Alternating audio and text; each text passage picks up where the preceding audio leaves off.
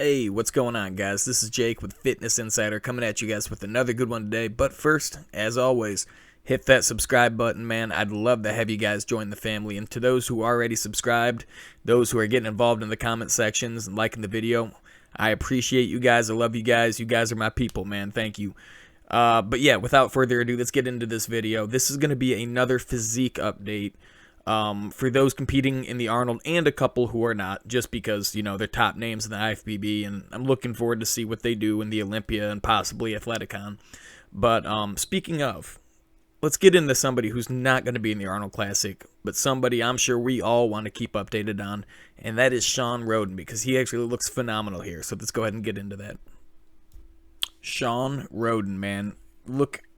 Dude, look how insane this dude looks, okay? And I will be the first to say, even though this picture was updated or posted very recently, I cannot verify that it is actually a recent photo. You know, bodybuilders do that constantly, post old pictures and throwbacks and whatnot, but the fact that he's with Charles Glass shows that it's at least kind of new. You know, it's not something from years ago. But yeah, man, he looks insane here, dude. I think most of us can realize that, you know, after the year he had in 2019 with all the stuff with the court case and all that kind of stuff, it almost appeared that he downsized and just didn't have the time or maybe the ambition to stay in the gym if he wasn't going to be able to compete. And he just didn't look that impressive last year. But this right here, again, if it's new, man, he looks like he's not even out that far out from a show. Like, I mean, he is insanely vascular. He is full as hell, and even through the shirt, you can tell, man, he's big. I couldn't even guess to how big, but I would assume he's definitely in the 260 range. And for a guy like Shawn, that's pretty heavy, man. That's a big physique, and the amount of vascularity shows that he probably has pretty damn good conditioning right now too. So, I'm not speaking anything as to the case or anything like that. I'm just really hoping we can see Shawn on stage again, because, man, he has a physique that I really wish I could have seen him stand next to Brandon Curry at the 2019 Olympia, man. But here's to hoping that we can see him in 2020 on that stage or at the Athleticon. So with the Olympia being under new management, you never know.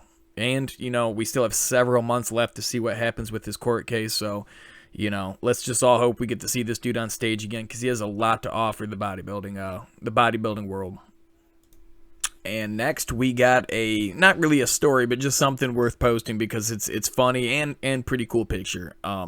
First off, Brandon Curry, man, those lats are so wide compared to his waist, man. When he has the belt pulling the sweatshirt in around his waist tight, that is one of the best shoulder-to-waist ratios I've ever seen on an open bodybuilder, man. Super, super good taper.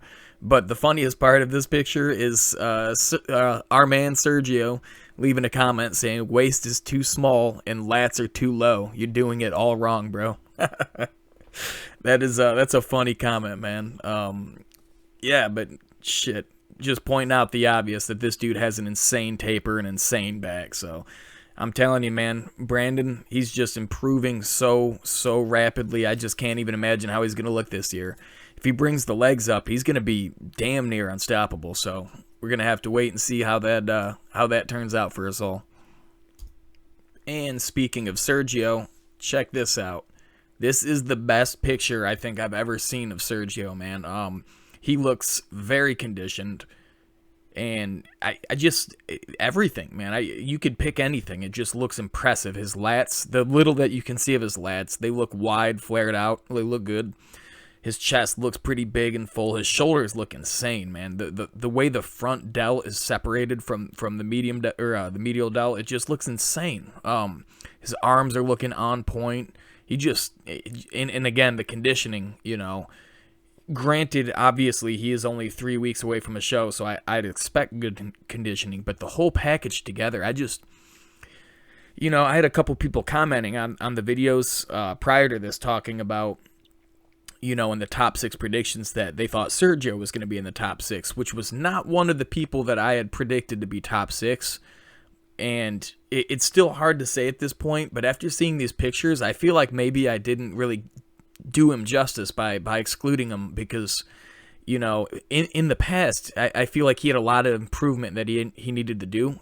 and it almost looks like he did it. I mean, look at him hitting the same classic pose, I believe the victory pose, that his dad used to do. And that's such a cool story that, you know, father and son, both IFBB pro bodybuilders.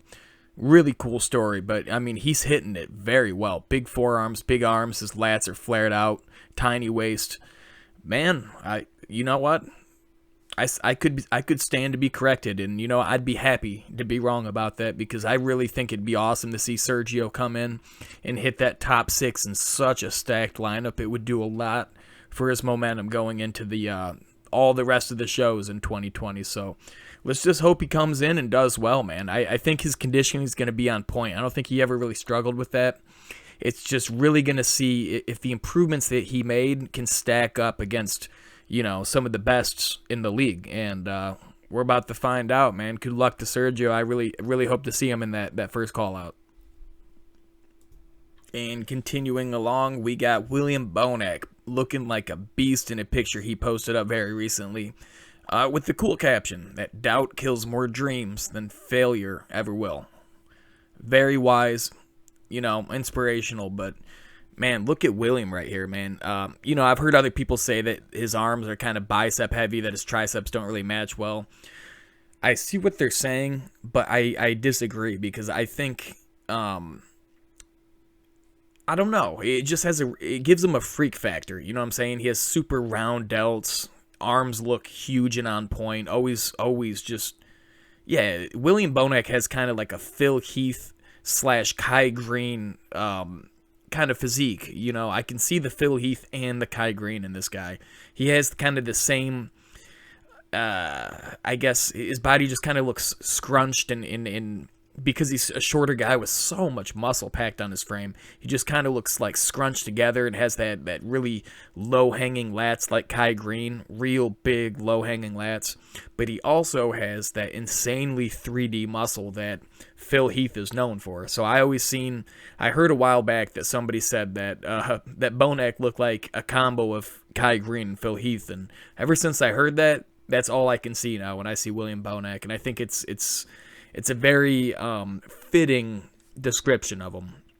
But anyways, as I've said before, I'll say it again, I would be stunned if William Bonac did not at least take second in this competition. He is definitely going to be first or second. I think he's going to be second to Big Ramy, but we're going to find out. He could easily win it depending on what Ramy does, so let's just wait and find out. Alright guys, and next we got a potential big story. Probably not, but definitely something to talk about. Kai Greene looking insane as always, with the caption, "Hell of an offseason, never too old to scratch an itch." Now, I'm definitely not going to try to push any false hype or anything, because people seem to get pretty sore about the subject, you know. If you talk about a Kai Greene comeback, people get up in the comment section and just say all this negative stuff. Oh, he teases every year, you know, quit pushing something that ain't ever gonna happen. It's like, guys, look, hey, all right, we're all fans of Kai Greene, or at least most of us are, okay? I think we're all pretty aware that it's very possible that he's never gonna get on a stage again. You know, when I talk about Kai Greene, it's really just a fan speculating on stuff, because he does tease a lot. It's not just that it's out of nowhere, and I agree. He probably will never step on stage again. That's the probable answer. But it's always cool to speculate, and most of us would love to see him on stage again. So if he's going to post stuff that teases it, I'm going to talk about it, because I love Kai Greene. He has one of the best physiques to this day, even right here, you know. If this is a recent picture, which I wouldn't doubt it, because he's always 300 pounds and super conditioned even in the offseason. He looks insane, man. He has striations in his quads, his shoulders, chest, arms, everything's super separated and dialed in. I heard somebody once say, I can't remember who, but it was somebody high up in the community saying that Kai Greene is always no more than 4 weeks out of a show. And I would speculate, you know, if he was going to do it, this would be the year to do it, because, you know, with the Athleticon, and especially because the Olympia has new management now. I don't know whatever happened in the past. He did an interview with Palumbo talking about, you know, why he's very unclear. He never really specifies, he speaks Kai in the language of Kai Greene. Nobody really understands what he's saying half the time, but he's very indirect, and basically Palumbo pushed it and he's like, would you compete again if everything was right? If you could, would you do it? And he's like, absolutely, yes. Basically making it sound like he does it for the love of the sport. So, you know what? Maybe there was some kind of some kind of an issue with the old people that ran the Olympia, and now that we got new owners, maybe that issue will no longer be there. Or maybe he comes back and does the Rock show. So there's a lot of options here. It's never going to dismiss it until he for sure says, guys, I'm retired. I'm never stepping on stage again. Because let's face it, man, he has the physique to step on stage whenever he wants to at this point. So that one I am definitely looking out for. Alright guys, just a few stories left. This one's actually cool. So I was looking at Lionel Beyeke's Instagram, because I haven't really covered him too much or at all, and he's definitely someone that's always a potential threat. I was looking through his Instagram and I noticed that, I don't know if he did this or someone else, but there was a side-by-side comparison of a front lat spread between Flex Wheeler, one of the legends, and Lionel Beyeke. And when I actually sat down and really looked at this picture, it just speaks volume to how good Lionel Beyeke's genetics are. I mean, because everybody knows that Flex Wheeler, speaking strictly on the terms of genetics, Flex Wheeler, you could argue that he had the best genetics in bodybuilding of all time. I mean, this dude just was aesthetically, man, not even just aesthetically. I mean, he had all the muscle mass, all the shape and lines. Literally one of the best bodybuilders of all time. It's sad that he never got a Sandow. Not that you need a Sandow to prove your worth or anything, because everybody loves Flex Wheeler. I'm just saying, like, when you look at Lionel compared to Flex in the front lat spread, man, these guys are pretty close, and that speaks volumes for Lionel, man. And I really hope that Lionel comes into this show. I know he was off for a while for whatever reason. I think there was a couple incidents that happened last year, but regardless of that, I really hope with the time off that Lionel comes in at his all-time best conditioning, because he don't need any more muscle. Maybe in the legs a little bit, but he don't need any more improvements. He could come in just with the structure that he has, just come in shape, and he could be a front runner in every single show. So I'm really looking forward to see what Lionel looks like in this show. He totally slipped my mind. Every time I look at the competitor list, I think about it, and then I just kind of move on to other names. But yeah, Lionel, man, never dismiss Lionel, because he could come in and do damage to any lineup. And here we just got a quick update about Steve Kuclo. Again, somebody else that I haven't really covered too much on that definitely deserves some coverage, because while Steve has never really been a massive star in the IFBB, he is definitely one of the fan favorites.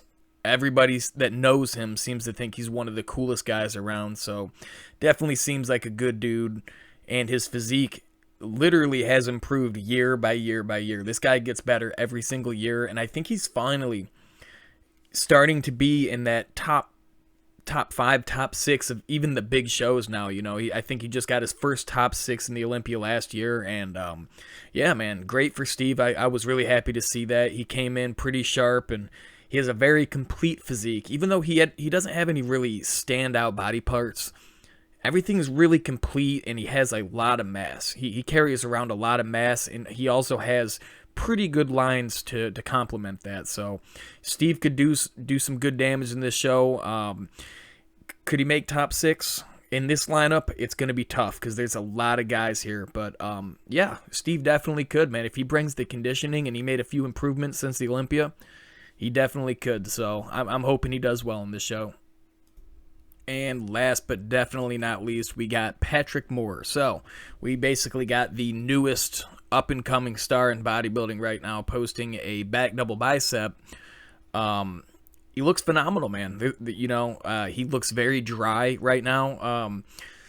I think he needs a little bit of work in the legs. His hamstrings don't look super dialed in. His glutes are starting to look a little striated and whatnot. He still has, quite a bit of time left to dial everything in, and I think at this point in the prep, he looks he looks very respectable, very good, you know. Definitely looks pretty dry. You can see a lot of vascularity in the arms and in the side of the quads and whatnot. And like I said, the glutes are already starting to come in. So yeah, things are looking very good for Patrick, man. He's on the right path, and I think he's gonna do. I'm telling you, man. Every time I see new pictures, week by week by week, every time I see new pictures of this guy, I get more and more impressed. And I don't think he's overhyped, man. I'm not saying he's going to come in and win or anything. I just think, you know, he's just been improving so rapidly that I think he's going to make a big splash in this show. And I think this year he's going to do quite a bit for himself. And yeah, I'm super excited to see what Patrick does, guys. Keep a lookout for this guy because he's going to make a name for himself this year. But anyways, guys, that was a long video. There's a lot of physiques to touch up on and everything. And to everybody that made it this far, I appreciate you guys. Don't forget to subscribe if you like what you see. I'll see you guys in the next time.